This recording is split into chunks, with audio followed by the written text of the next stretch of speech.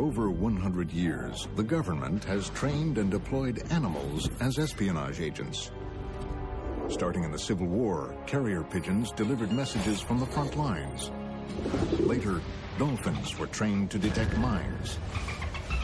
But now, there has been a breakthrough that goes beyond anything that science had imagined. A covert espionage team known as G-Force. This is a rodent. We're official agents of the FBI. Holla! Their IQ is off the charts, and their fine motor skills are incredible.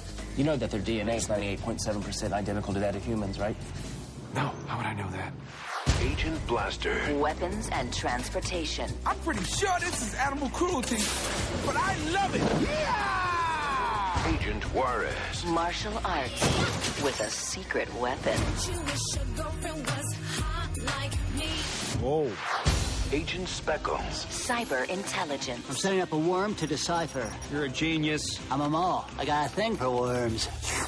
Agent Mooch. High-tech surveillance. Agent Darwin. G-Force team leader. The fate of the free world rests on my shoulders. Uh-oh. This might be a good time for a nap. This summer, Our time has arrived. Your mission is to stop this man, Leonard Saber. He's created a mechanized army that threatens the entire free world. That's impossible. the odds are 1,000,000 to 1. Time to get this party started. But that's just how they like it. Hit my ride. Whoa. Uh-oh. Suck in your gut. Get ready for a motion picture event in Disney Digital 3D. You just got outdriven by guinea pigs. That was off the hook. Darwin, Blaster, Juarez, Speckles, Mooch. G-Force. Ew, Grandpa, what's that? It's a horrible crime against nature, I think.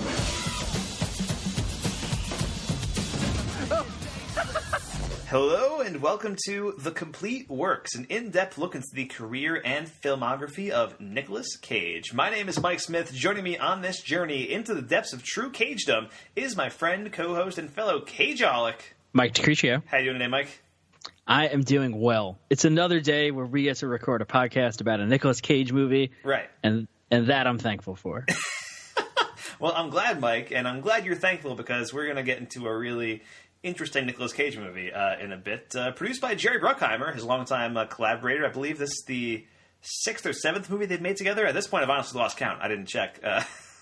Yeah, it's another Bruckheimer joint coming at you. Exactly. Now, producer Jerry Bruckheimer, of course, has been incredibly influential in the career of Nicolas Cage. He is the one who essentially launched Cage's action career, beginning with The Rock, continuing with movies like Con Air, Gone in 60 Seconds, both national treasures.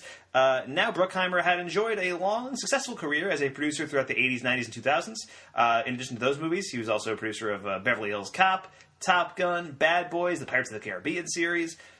But something has happened in the 2010s, Mike, to Bruckheimer's career. This decade has been much less prolific for him, thanks to a string of flops. The Prince of Persia, The Sorcerer's Apprentice, The Lone Ranger, Deliver Us from Evil, Pirates of the Caribbean 5, which underperformed pretty severely in the U.S. And I like to think that all started with the movie we're about to discuss today, 2009's G-Force. Really? You think this is the reason Bruckheimer doesn't exist? I'm not going to say it's the reason, because this movie was actually kind of successful at the box office. But I think at the point where he was making movies like G-Force, yes, I think that's... I think this is the starting point for the downfall of Jerry Bruckheimer's career, at least this decade. Yeah, and we are now at a point in this podcast, Mike, where even if I didn't see the movie, I have a pretty distinct memory of that movie coming out into theaters, right? We talked about that with, like, I saw Ghost Rider, and I had a memory about seeing that, but we talked about it with, like, knowing. Like, I remember knowing coming out in theaters, and I remember Bangkok Dangerous coming out in theaters. G-Force is no exception. I believe my distinct memory is me going, that looks stupid, and moving on with my life. But maybe I didn't process at the time just how profoundly weird it was that this movie exists. Because this is a children's movie about hyper-intelligent guinea pigs who work as a secret wing of the FBI that take down a terrorist plot. That's weird. Yeah, it is. It is. Yeah. Do you remember G-Force coming out in theaters, Mike? Do you remember seeing trailers for this? I do remember it coming out, and my only memory is just an image of a guinea pig with like a walkie-talkie, like Mission Impossible headset on. Right. And that's it.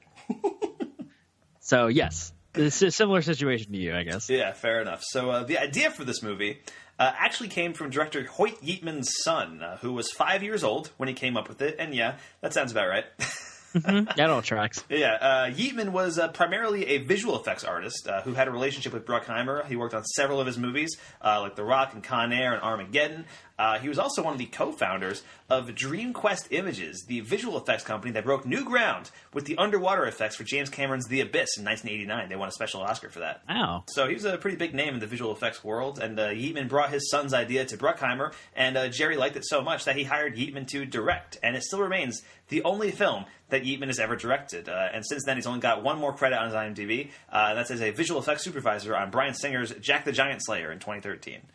Oh boy! Yeah, and I appreciate the image of him pitching this movie to Jerry Bruckheimer, especially because I don't know if you watched Arrested Development, Mike. Are you a fan of that show? Not as religiously as other people have. Okay, but I have seen episodes and stuff. In the fourth season, the Netflix season of Arrested Development, there's a subplot where they're trying to pitch a movie based on the life of the Bluths, and there's a bit where they're going to different studios, and one of them is Jerry Bruckheimer's studio, and John Krasinski plays like Jerry Bruckheimer's like manager or whatever, like his agent at the front desk or whatever, and he's pitching the studio, and the studio is literally like this gigantic boat that looks like the Jerry Bruckheimer like boat. You know what I mean? Yeah, it's like it's in the.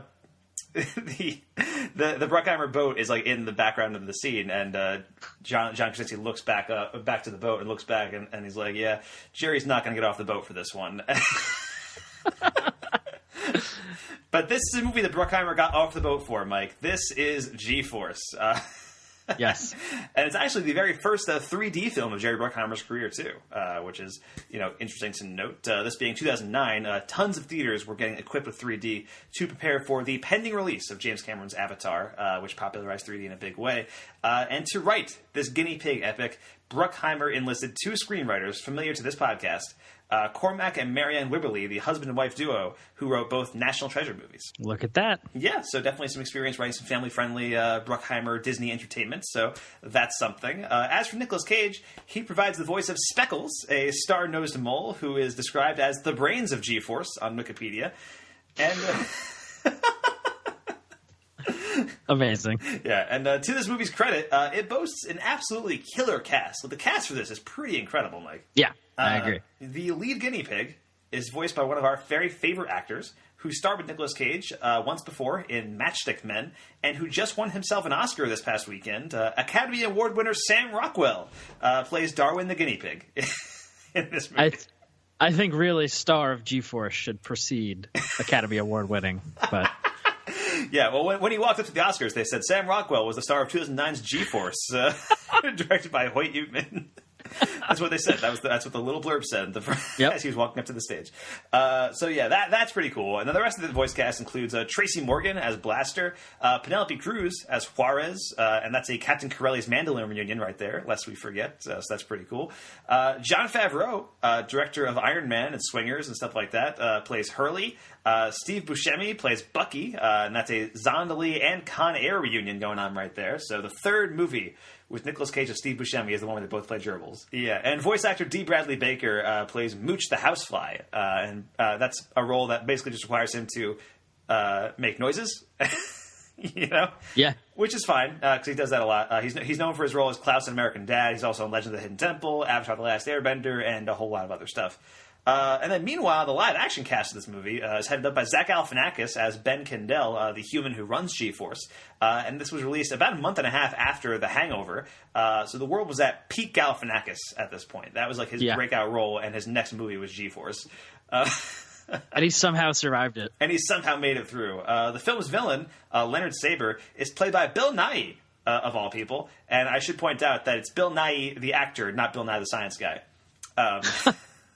Yes. I feel weird every time I have to say the name Bill Nighy, because I have to emphasize that it's Nighy and not Nye, because otherwise people would think I'm talking about the science guy. I mean, Bill Nighy might be a science guy. We don't know. That's also true, and maybe Bill Nye starred in Pirates of the Caribbean. Like we don't know. And Kelly Garner from The Aviator and Lars and the Real Girl plays Marcy, Zach Galifianakis' assistant in the movie. Will Arnett is here as a FBI agent Kip Killian, and finally Loudon Wainwright III, the singer-songwriter who shows up in a lot of Judd Apatow stuff. He was on the show Undeclared. He was in I think Knocked Up. He plays Grandpa in this movie, so there's that as well. And I'll tell you this. G-Force was actually kind of a hit, Mike. You shut your whore mouth. I don't believe you. Okay, first of all, somehow this movie had a budget of $150 million. I guess it's like that peak Bruckheimer joint money. I guess right? He hadn't fallen yet. Yeah, there was a lot of clout coming. I mean, he just came off of the National Treasures and Pirates of the Caribbean. He had a lot of clout at this point in time. And I could see this being an expensive movie because of all the visual effects required to make this, hyper-intelligent gerbil team or guinea pig team or whatever the fuck it is.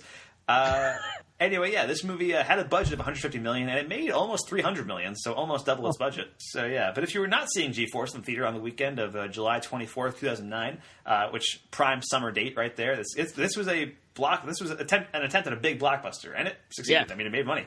But if you weren't seeing G-Force, you may have seen Orphan, the pretty good horror movie directed by Jean-Collet Serra, who would become known for his Liam Neeson movies later on, like Nonstop and The Commuter, which, by the way, Nonstop, greatest movie ever made. We've talked about that before.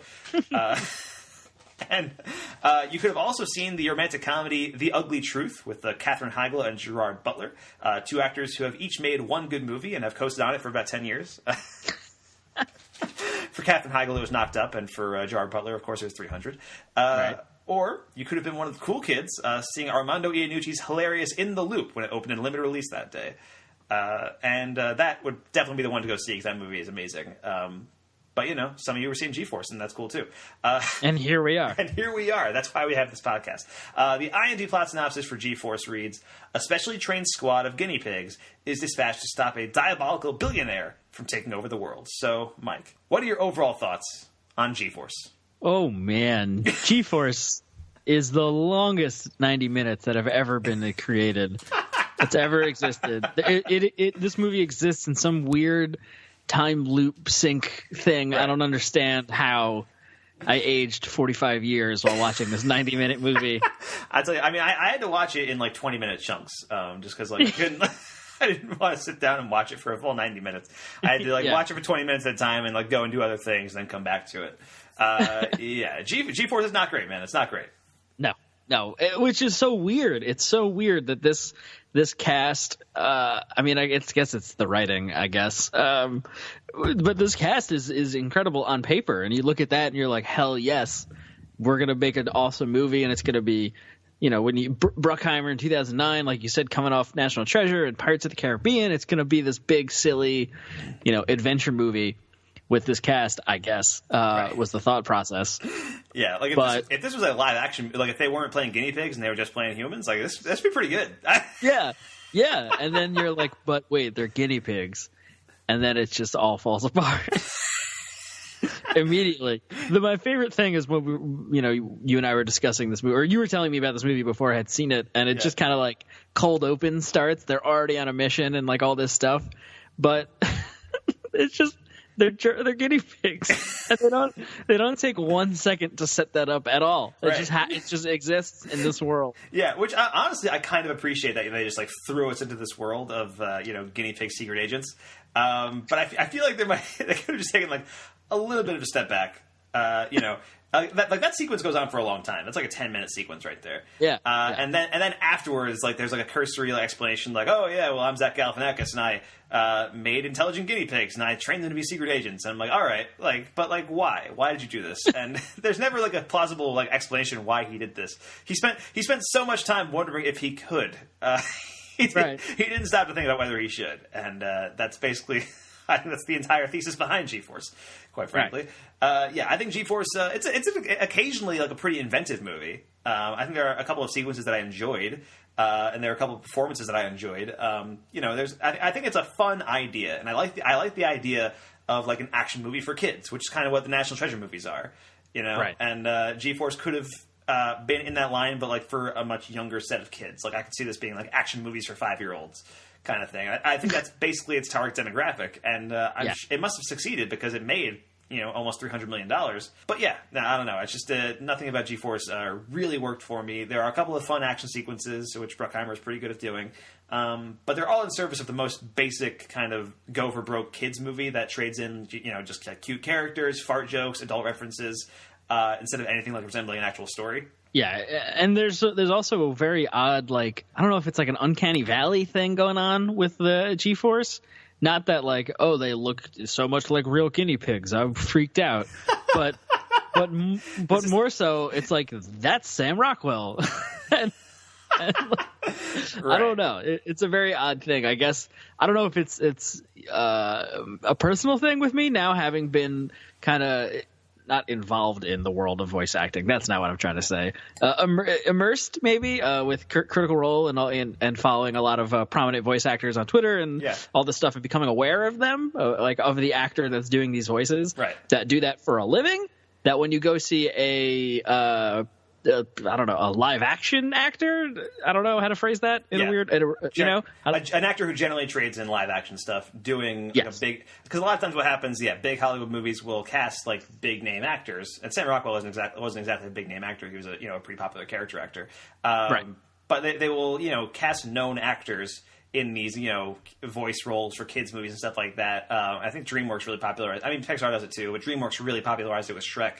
Where a lot of the movie was sold on the fact of Mike Myers is in this, and Cameron Diaz is in this, and Eddie Murphy is in this, and DreamWorks does that a lot. There was a period of their studio where it was they were building movies based on the actors who were in them. So it's Will Smith is in Shark Tale, and that kind of thing. And that was the selling point. And that's fine, but I think for the most part there is some controversy in the voice acting community, because there are people who do this for a living who don't get nearly as much recognition. Right. And when you have these kind of movies, it's fine to cast a big actor in one of these movies, but I feel like it's got to be a role that is perfect for that big actor. You know what I mean? Yes. In the case of Toy Story, it's Tom Hanks and Tim Allen, they're great in it, sure, whatever. And even in Shrek, Mike Myers is great in that movie, sure, whatever. But then you have something like G-Force, where it's why did you cast Sam Rockwell for this? Why is Penelope Cruz in this? Yeah, these aren't people who are big name, memorable. They're great actors. I mean, Sam Rockwell especially, Penelope Cruz is very good. But they're not marketable actors, I guess is what I mean. They're not people like Will Smith or like Mike Myers. They're just Sam Rockwell was basically a character actor for most of his career, and that's and that's what he's been doing. So why cast him in the lead role of this guinea pig movie for kids? Kids aren't going to see this movie because Sam Rockwell is in it. You know what I mean? Yeah. Yeah, I mean, even Nicolas Cage, even though he has a reduced role, Speckles, what was his name? Speckles? Yeah. Speckles wasn't, I guess we'll get into it for his role. But, he's not an entirely prominent role. He's not a lead character, though a lot of the movie hinges on him. I'm pretty sure he gets top billing, though, which is interesting. It's Nicolas Cage. Of course he does. Well, yeah, I think he is probably, I'm looking through the cast. He probably is the biggest star of this cast that I was looking at here. Because, at this point, let's run through the cast real quick again. The G-Force is made up of Nicolas Cage as Speckles, Sam Rockwell as Darwin, Tracy Morgan plays Blaster, Penelope Cruz as Juarez, Jon Favreau as Hurley, and then there's another one called Bucky, played by Steve Buscemi, but he's not part of the G-Force. He's just an extra gerbil. Notable people. All these people are really good actors, or really talented in their respective things. Also, Jon Favreau announced today that he's showrunning a new Star Wars TV show. Just throwing that out there. I saw that. Preview the next FilmBook cast. I'm sure we'll have film news for free. Yeah, I'm sure we'll have thoughts on that later. But yeah, at this point, I think 30 Rock had just premiered, so Tracy Morgan was a supporting role on a low-rated sitcom. At this point. Yeah. Penelope Cruz, I think at this point had won an Oscar already. So I think she has an Oscar, right? Am I making that up? Probably. That seems right if it's wrong. But even so, she's never really been in really blockbustery type movies. So she's not a marketable name. And then Jon Favreau is somebody that nobody was going to know. No. His most prominent acting role was Swingers, 15 years earlier. And at this point, he had just directed Iron Man, but he was the director, and the bit role in that movie is Happy. Right. And then you got Steve Buscemi, who's a great character actor, but again, not somebody you sell a movie on. So it's weird for sure that it's a big kind of star-studded cast of actors, none of which are big marketable names except for Nicolas Cage. when there could be pretty talented voice actors who could fill out these roles. Where I was sort of going to go is that it's, I have this reaction when I see these kind of things where it's like that, like I said, that's just Sam Rockwell, because they usually aren't doing a voice, not necessarily a silly voice or anything like that, but they're just doing their normal voice that they act with, right. Yeah. But at least to Cage's credit, he's doing a voice. Oh, he's doing a voice, all right. And he's doing it on 11. Granted, it's a voice he's done already, but he's doing it. Yeah. And which makes it even funnier to me to learn that Mooch, the fly, that has no lines, is done by D. Bradley Baker, who's one of the most prolific and prominent voice actors ever in that entire industry. Yeah. And he's doing a role where he doesn't use his voice. He uses his voice. He uses you know noises. what I mean. He makes noises. Yeah, which he's done. He's making fly noises. Yeah. Which he's had one of his most prominent roles is whatever that fucking creature is in Avatar: The Last Airbender. Appa? Is it whatever that is? Something like that. He plays Wasn't that. he one of the Batmans too in the maybe the animated? That's the animated series.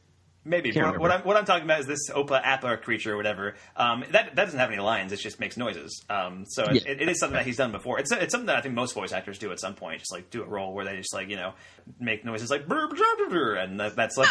So, but yes, sorry, that's my Adam Sandler voice. I was yeah. But yeah, so we're talking about Cage now in this movie. We talked about his voice. So what did you? I think Cage is giving the best performance in this movie. Full stop. Absolutely. Yeah. So you're on board with Cage's performance. Cause I feel like he's what got me through this movie a lot of the time. Yeah. It sort of feels like he's the kind of only one that realized that it's a goofy kids cartoon almost, right? It's just because people aren't all animated, it's not a cartoon. Right? That's the only thing that differentiates it. Exactly. From that genre. And he's doing it's Peggy Sue Got Married, right? He's doing his Peggy Sue Got Married voice, which is the best because that's his goofiest voice. And well, how was it you changed your voice in this picture? It was unrecognizable. What about that character made you just go with this kind of underground voice that you was? The character looked like something that needed a weird voice. I mean, because he looks weird. And it was a voice I've been working on for a while. That's the voice that I use when I'm stressed out or I'm frustrated. So rather than resorting to profanity or yelling, I'll start talking in that ridiculous voice and I'll start laughing because it's so stupid that it'll make light of any serious situation, and I can't take it too seriously. Right. When Jerry came to me with G-Force, I was at that point because it was the last day of photography on National Treasure 2, and I was tired, and he said, would you do this? And I said, well, can I talk like that? And I went into the voice, and he said, yeah, you can. Right. So that's how it happened. Darwin, you're behind schedule. You all right? First mission jitters, I guess. Do you want to abort? No, it's okay. I've been trained to do this. I'd follow you into a snarling pack of Dobermans. Oh, wait. I already have. Now get your fuzzy hind end moving. Yeah, it's that really high-pitched, nasally voice that seems so out of place in Peggy Sue Got Married. But it works here. He finally found an outlet for this voice, is what I'm saying. Yes, I think he was doing the G-Force voice in Peggy Sue Got Married. You think G-Force was a twinkle in Nicolas Cage's eye back in 1986? One day I'm going to play a star-nosed mole, and he's going to sound like this. He's workshopping it live on screen. And his uncle's just like, dude, come on. What the fuck are you doing?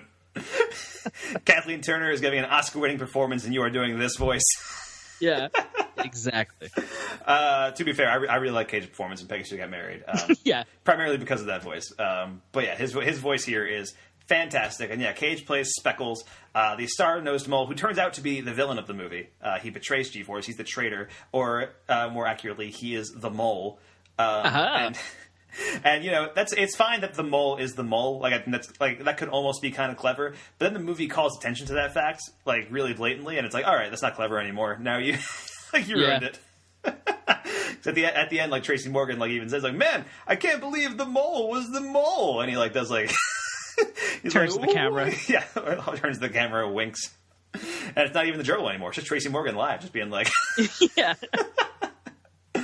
But yeah, Cage is easily the highlight of this movie, I think. And I think it's probably his best vocal performance so far. This is the third movie that we've seen from Cage where he does a vocal role after Christmas Carol, the movie, and The Ant Bully. And I think this is a movie that almost feels of a piece with those two movies, because these are profoundly weird films. You know, I find a lot of times the weirdest entertainment is kids' entertainment. And I don't understand why that is. Maybe it's a weird blend of having to also make it funny for adults. Yeah, I think that could be part of it. Maybe kids just have like a larger threshold for weirdness, which is definitely possibly true. But at the same time, it just seems like a lot of times these movies will throw everything at the wall and see what sticks. I think that's true of pretty much all three of these movies: Christmas Carol, The Ant Bully, and G-Force. Because I mean, like even in The Ant Bully, you know, that's a movie where like.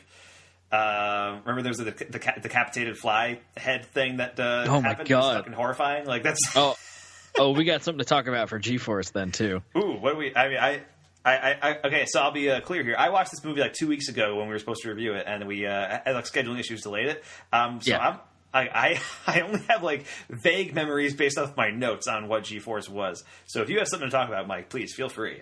Okay. So I think there's a long and storied tradition in children's movies, as you're saying, of some weird shit going on that we just kind of gloss over.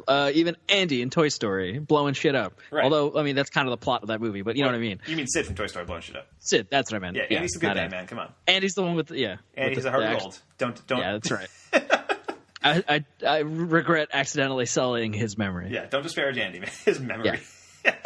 Yeah, he died after he walked off into the sunset in Toy Story 3. That's the he went off to college and then died. Nobody tells you. That's what Toy Story 4 is about. Hot scoop right here. You heard it here first on this Nicolas Cage podcast. Okay, Cage G-Force. plays the guy who killed him. Oh my God! So in G-Force, they get it's a crossover with G-Force. Cage plays the guinea pig who killed Andy from Toy Story. Oh my God! Can't wait for the the cinematic universe that this creates. Exactly. All right, I'm sorry, Mike. Continue. No, it's fine. I love it. G-Force gets busted. You know, the FBI, Will Arnett shows up and revokes their funding or whatever the hell people in the FBI do in this movie, right? So they sneak out, they escape, they get taken to a pet shop. Yes. And they're in the trying to get adopted so they can break out, basically. Right. And the family comes in, and the little girl, little boy, and is that Grandpa? Is that who you were talking That's about? That's Grandpa. Yeah, Loud and Wayne right third. The little girl picks out Juarez, right? Penelope Cruz's guinea pig. Yep. And then the young boy picks out Hurley. He wants the fat one, right? Yeah, Jon Favreau. Yeah. And the pet shop clerk guy walks away, and the boy puts Hurley into a lacrosse stick and throws him into a python cage. Yes. Like up into the thing where he's gonna feed him to a snake. Like that was like he wanted to watch the dude die. He wanted to see get eaten by a snake. Yeah. And then the guy comes back and he's like, "Oh, where's the fat one?" And he's like, "I don't know," and walks away. He's a remorseless psychopath, man. Serial killers often start by hurting animals. That's what I'm saying here, Mike. And we just kind of gloss over it. You know, I actually wrote a note down about that scene, too. I had forgotten about it until now, so I'm glad you brought it up. But there's my note was that, where the fuck did this pet shop owner go? that he didn't notice a gerbil, flying across the room. Yeah. Yeah. This is something that I would have seen in the beginning of Mindhunter. When we're working out how to profile serial killers. Yeah. It's this scene from G-Force. Yeah, no, you are not wrong. Yeah, that is some intense shit. Actually, what's interesting, when I was looking up reviews for this movie on Netflix and Letterboxd, a lot of them were very concerned because they thought that kids would see this movie and be very excited about guinea pigs and then get very upset at them when they don't do the crazy spy shit that the guinea pigs do in this movie. God. Or they That's might, or that the kids might imitate the behavior of the kids in this movie with the guinea pigs, and like throw them across the room, or like feed them to snakes or whatever. Like, yeah. So I get where you're coming from, and definitely those people did too. Now, Mike, how do you think this role fits into the roles that Cage has played so far in other movies? I mean, he's never played a guinea pig before, so this is fresh territory for him. It's a first. I don't really know. It's kind of it's a like you said, it's the first time he's ever been a guinea pig. That we know of. That we know of, right. But it's kind of fun to watch him be to just do a cartoon, even in and play a character that fits that. Even I think in Ant Bully, he's playing the weird kind of like ant wizard thing guy. Right. But it kind of like played straight. It felt, if I remember, I think. In Ant Bully, yeah. I mean, he was doing his normal voice in Ant Bully and like acting with it. But yeah, he was a wizard ant, which is pretty wild. Yeah. So I don't know. It's fun to. It's interesting to see him kind of transitioning into like full on family films, right? I mean, like National Treasure and National Treasure 2 were definitely that also. Yeah. But they have the action bent that he has been trying to do, or has been doing for the last 15 years or whatever at this point, 10 years. But this is just he's just a cartoon acting in a family movie, and it's interesting, I guess. Right, but it's also an action movie too. I mean, this is a family action film. That's in many respects, just with guinea pigs. Not for his character exactly. No, yeah, and that's the thing. I think he does get to play the villain of an action movie this time around, which he hasn't done since the beginning of Face Off, and that's really the only time it's ever happened. Right. And his performance here is less wild than the beginning of Face Off. But still, true. But still, that's something. Also, an elite team working to stop a terrorist plot is the plot of The Rock. So there's that. Yeah. This movie also features a car chase that reminded me a lot of the car chase at the beginning of The Rock. Really? That's weird, because I remember we were talking about National Treasure 2 and how that movie's basically a remake of The Rock. And so now we got this one too. I feel like Cage has been just chasing Cage and Bruckheimer have just been chasing The Rock their entire career. That's kind of where I think I'm leaning. That Bruckheimer just was like, I made 2 good movies once. Make them over again. Yeah, let's make them again. But in that respect, I think Rockwell and Favreau in this movie are kind of like the Goodspeed and Sean Connery of The Rock in a weird way. Sort of. I mean, I guess Rockwell would be Connery because he's the skilled one, and then Favreau would be Goodspeed because he's like unskilled, but like he's like learning on the job and stuff like that. Like, I could see it. Yeah, sure. But anyway, so you mentioned the scene where the guinea pig gets thrown across the room, Mike. Are there any moments or scenes in this movie that stood out to you that you wanted to discuss? Oh, also, do you happen to know, Mike? You're a font of movie trivia. When did Transformers 1 come out? 2007, 2 years before this movie. Okay, so it also feels like Hoyt Van, whatever his name is. Hoyt Yeatman. Yeah, that guy. He saw the first 20 minutes, I think, of Transformers 1 when the appliances become Decepticons, and was like, this is the movie I want to make. Because I mean, that scene was pretty funny, I guess, for a second when Darwin and Hurley are kind of find the coffee maker while they're trying to escape, and they kind of dig around in it, and it turns into a Decepticon. Right. I mean, that's kind of, we haven't really talked about the actual supervillain plot of this movie, but yeah. So Bill Nighy's plan is to take over the world by inserting microchips into all the coffee makers in the world, or something like that, or all the appliances, I guess. I think it's all the appliances, but it's mostly coffee makers. I feel like it's mostly what we see. And then at a certain point, all the coffee makers will turn into robots. They turn into Ed 209 from RoboCop. That's basically what they do. And then they just go on a killing spree. That's basically his plan. And I don't know how that was going to work for him. I don't know what he would do after coffee machines killed everybody in the world. It just doesn't seem like, I don't know what his end game there was. Probably going to crash the coffee machine market, but probably. But yeah, so that is the plot of this movie. Essentially, that is the terrorist plots, and yeah, it definitely feels heavily influenced by Transformers for sure. How often do you think they played the Black Eyed Peas song "I Got a Feeling" in this movie? Oh my god! It's every scene, I think. It's like a transition in this movie. It's like, okay, it's Black Eyed Peas time. That's what we do as a transition now. It's Star Wars. Star Wars has the swipe. Star Wars has the swipe. Fast and Furious is a butt shot, and G-Force has Black Eyed Peas. Yeah. And here's my joke for this, Mike. Black Eyed Peas feature very prominently in the movie, and since this came out in the year after 2008. I believe we can definitively call it 2000 late. Oh my god! Thanks for getting in the cage. That's the end of the podcast right That's there. it. Shut it down. That's the end of the podcast period. There's no more episodes. Yeah. That's it. No more. But what were you saying? I was going to say, Mike, I think you missed a crucial point of the plot. Yeah, to add more layers to the insanity that is this movie. Okay. Bill Nighy was played the whole time. He just wanted his appliances to communicate so that we'd be able to know stuff between how much coffee you use, and you could order it online automatically because the coffee machine knows how much it needs, and blah blah blah. And Speckles played him the whole time, and he's the one that caused the. I swear to God, that's the. Yeah. No. Yeah, Nicolas Cage turns out to be the true villain of this movie, Speckles. Yeah, Bill Nighy had no idea what was going on. Yeah, it turns out Speckles the Mole has a huge grudge against humanity because I think his family was burned to death or something. And they got exterminated. It's some pretty graphic They got shit. exterminated. Yeah, that was some disturbing shit. There's a flashback sequence to Speckles' family and his whole community getting exterminated by humans. And Speckles gets away. But before he gets away, his dad turns to him and he says, "Son, if you ever get the chance to bring mankind to its knees, do it." I was like, whoa. What last words those are? Like that's how I want to go. Yeah. I want that on my headstone. If you ever get the chance to bring mankind to its knees, do it.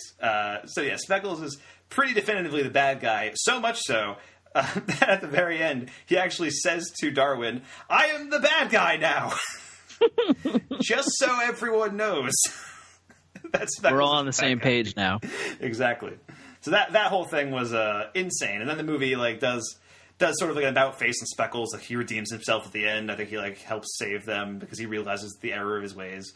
And then that's it. It's it feels like he should be punished a little bit more. I think he has to put some files away or something, and that's his. He has to clean up all the space junk. Right, and that's whatever. And then they even say he'll have to join G-Force at the end of it all. And it's you at the very least you can't let him join G-Force again. This is bad. This is bad FBI work. Yeah, what a message to send to kids, huh? Exactly. But yeah, as far as the action sequences go, I did think the car chase / gerbil ball scene.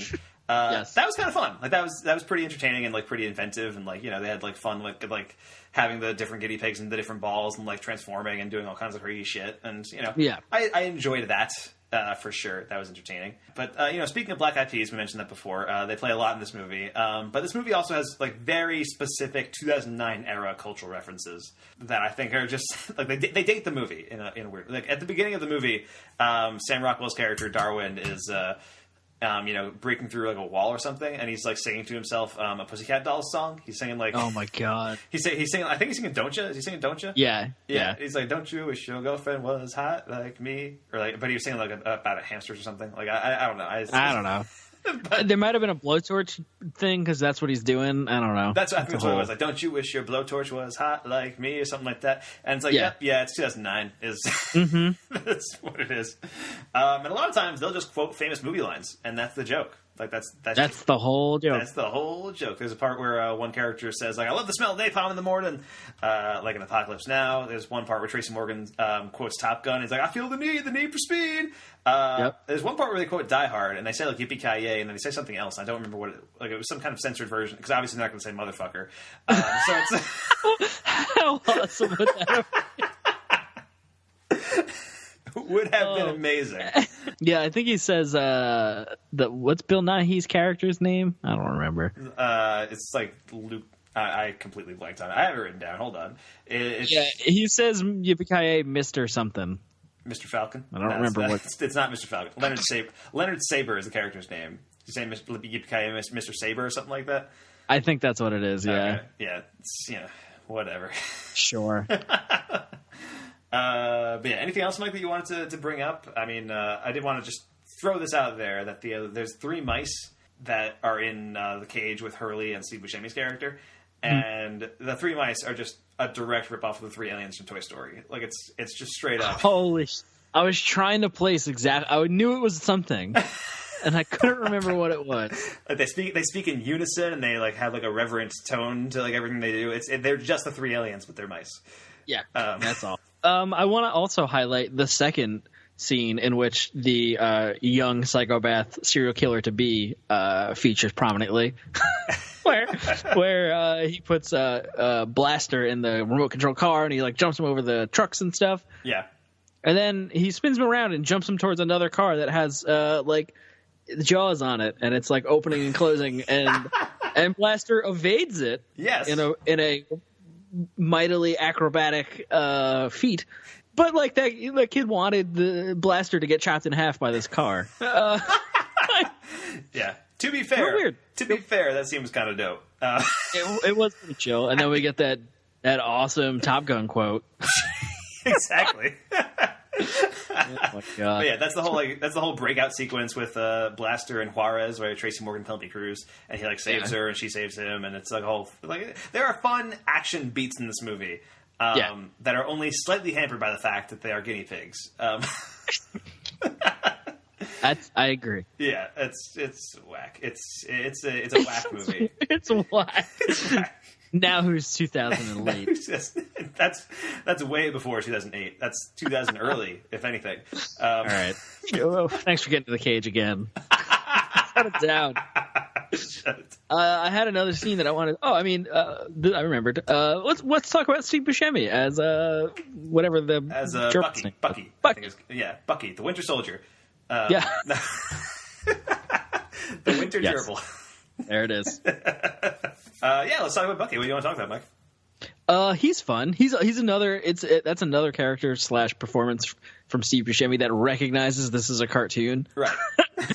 And just goes to 11 playing this like weirdly like PTSD gerbil thing, hamster or whatever he is. Right. He wants to not be called like a hamster or something like that. What was it? Ferret. He doesn't want to be called a ferret. A ferret. Yeah. because he's not a ferret, or he's like half ferret or something because said his mom's a ferret or something.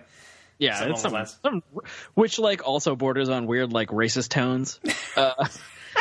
Like his grandpa was a ferret, so they all call him ferret. Like I don't know, it's very odd, and like they hammer on him about it, and he keeps telling them to shut up, and it's like I don't know, it's very weird. Right, but yeah, that is Bucky for sure. I mean, he's. Is that what you wanted to say? Is that he's weird? Is that?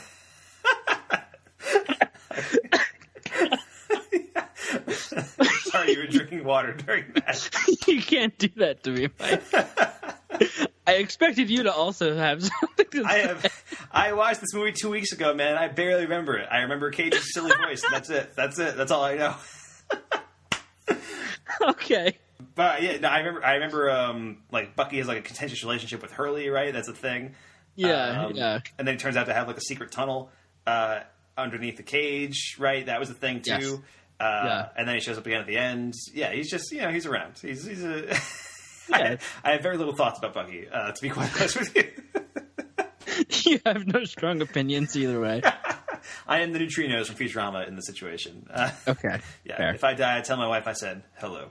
But I did want to briefly mention that this movie, at the very beginning, kind of sexualizes Penelope Cruz's gerbil character. Like, kinda. And it was weird. Like it's like she does super weird. Like she does like a slow mo like getting out of the pool kind of saunter over to Tracy Morgan at the beginning of the movie, and like her fur is like dripping wet and stuff, and it's like, this is weird. I don't feel comfortable watching this. And it's weird. I feel like it doesn't really do it past that. It's just that like one shot. I was like, this, like, oof. Like I don't like furries are probably into that, but I am not a fan of this. No, yeah, it was very odd, and I mean they do constantly talk about like Blaster is always trying to like pick her up, right? Or, like is always hitting on her, and she's interested in Darwin because Darwin's not interested in her or some weird. No, her arc is that she's not interested in Darwin, but she's saying she is to make Tracy Morgan jealous. But her whole arc in this movie is just like eventually getting with Tracy Morgan. That's like her entire. Character. So like it begins off and they have like chemistry together, and Tracy Morgan wants to take her out, but she's like no, because that'll make him more interested. Like that'll keep him interested. And she says she's interested in Darwin. And then Darwin like approaches her about it, and he's like, hey, Blaster said you were like interested in me, and she was like, no, I'm not interested in you. I just want to say that like or whatever. And it's like, all right, I'm done with this plot. I can't do it anymore. Yeah. Also, great message to send to children. Always good. Always good. Yes. And this movie ends like all kids' movies from the mid-2000s must, with a big dance party. Mike, that's... Did Shrek start that? Shrek definitely had it. Oh, yeah. Yeah, I mean, Shrek had the... did Shrek actually end with a dance party? Or was that just like the... 'cause I remember there was the DVD special feature, which was big, which is the Shrek in the Swamp karaoke dance party. Well, I think it ends... I think Shrek ends with them all singing and dancing to... I'm a Believer? Was it the thing I'm a Believer? Yes. Okay, yeah. They sing the Smash Mouth I'm a Believer at the end of Shrek. That's why Shrek's the best movie of all time. But it's... Shrek 5, can't wait. Can't wait, can happen. Bringing in the FilmBook has jokes and complete works. But yeah. Whoa. Crossing the streams. But yeah, no, the Shrek must have been like a pretty significant factor in the dance party movement of the 2000s because the dance party cinematic universe. It happened a lot, and it still happens a lot. Like it still happens in a lot of kids' movies. Like there's a big dance party at the end because a lot of times they just don't know how to end the movie, and so they know kids like dancing, and they'll find it funny, and they can have characters doing silly stuff dancing, and that's it. That's all you had to do. So we wrap up with the Black Eyed Peas one more time, and then we're out. That's basically yeah, bro. Cut to credits. Yeah, gotta get that boom, boom, boom, and then we're out.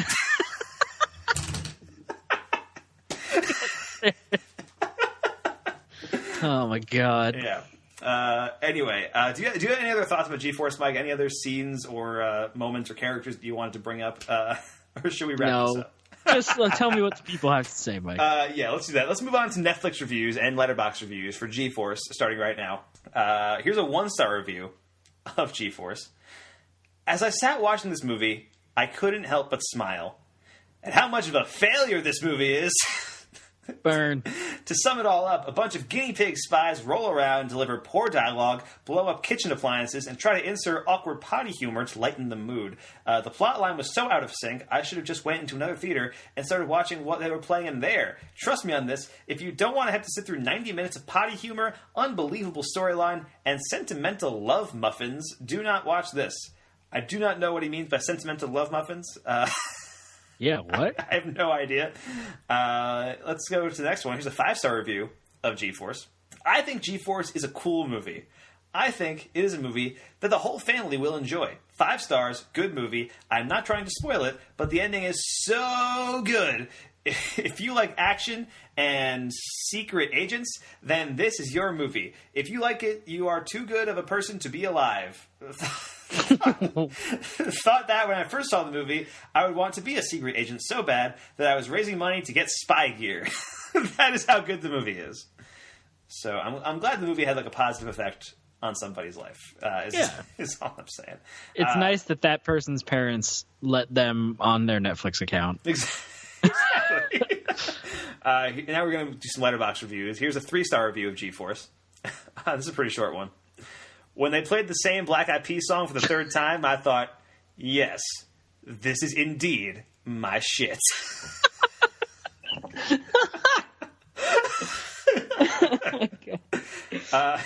Here's a half-star review of G-Force from Letterboxd. It's less than 1 star. It's a half-star review. Funny story. I met Zach Galifianakis a few months after the movie came out, but I was too young to know him from anything else. I said to him, hey, aren't you the guy from G-Force? And he was really disappointed for the rest of the conversation. That's amazing. Here's another one. Here's a 1.5-star review of G-Force from Letterboxd. I watched this because I love guinea pigs. The pros: the guinea pigs kind of look like guinea pigs, which means cute. Nicolas Cage is one of the voice actors, and he sounds like a crazy person imitating Nick Cage with a nosebleed. Holy shit, that's so perfect. The cons: the movie isn't funny. The movie has such a goofy, overactive plot that I can't imagine appealing to any demographic besides Merkel heads. That means... Oof, I don't know. It seems dangerous to even have said that. Aside from 1 or 2 little moments, the movie basically shows every single thing you shouldn't do with a guinea pig as a pet. I am imagining all the little kids begging their parents for a guinea pig after this movie, and all the bad things that follow when that happens. Poor real-life piggies. Yeah, all right. That's fair. That's fair. And I got one more. It's a very short one. It's a 1-star review of G-Force. It's 6 words long. Did not hit the G-spot. Oh my gosh. That's so not what I was expecting. But I think that can be the perfect way to end our discussion of G-Force, Mike. I think that about wraps it up. Oh, yeah. For us. I couldn't have put it any better myself. Exactly. So, Mike, where can we find you online this week? You can find me at twitter.com/mdfilmblog. And if you like Dungeons & Dragons, too bad that campaign is over. Oh, man. Didn't know that. That's sad. Yeah. It's okay. We won. That's good. Yeah. So does that mean you're free more nights of the week now? Is that a thing? That Oh, my sweet summer child. No. Campaign 2 is just beginning. All right. That's cool. So we'll be plugging that pretty soon, I'm sure. Yes. All right. And you can find me online at twitter.com/msmithfilmblog and all of our podcasts and stuff at filmbook.com. Thank you so much for listening to The Complete Works. I'm Mike Smith. That's Mike DeCriscio. You can find this podcast on iTunes. You can rate it, subscribe, take a moment to give it a review. Support this podcast, FilmBook, take part in our Patreon campaign. You can find our Patreon campaign page at patreon.com/filmbook. And any and all feedback, compliments, topic discussions, even hate mail can be sent directly to podcast@filmbook.com. Please list the podcast you're emailing about in the title of your email, because we produce just so many different, it's hard to keep track. We would love to hear from you. Now, join us in 2 weeks for another episode of The Complete Works, in which we'll talk Nicolas Cage as he cashes in yet another voiceover paycheck with 2009's Astro Boy. And this one, I have not seen this one. I remember it coming out. I'm kind of intrigued by it because it feels like the kind of thing that Cage would be really into. You know, like he seems like he would be a big fan of the Astro Boy manga and anime and stuff like that. So I could see like him doing a pretty good job here. Yeah, he's definitely into some weird, like, yeah, I lost it. Fair enough. So we'll be talking about Astro Boy next. Plus, you can keep an eye out for a Film Bookcast where I don't really know what we're doing yet. We could talk Annihilation or Wrinkle in Time at some point, but most likely I think we're just going to do an Oscars recap sometime this week. A little Film Book After Dark for you. A little Film Book After Dark, which is always good. So thanks so much for listening, guys, and thanks for getting in the cage. I'm sold 3008, you sold 2000 and late. I got that boom, boom, boom, that future boom, boom.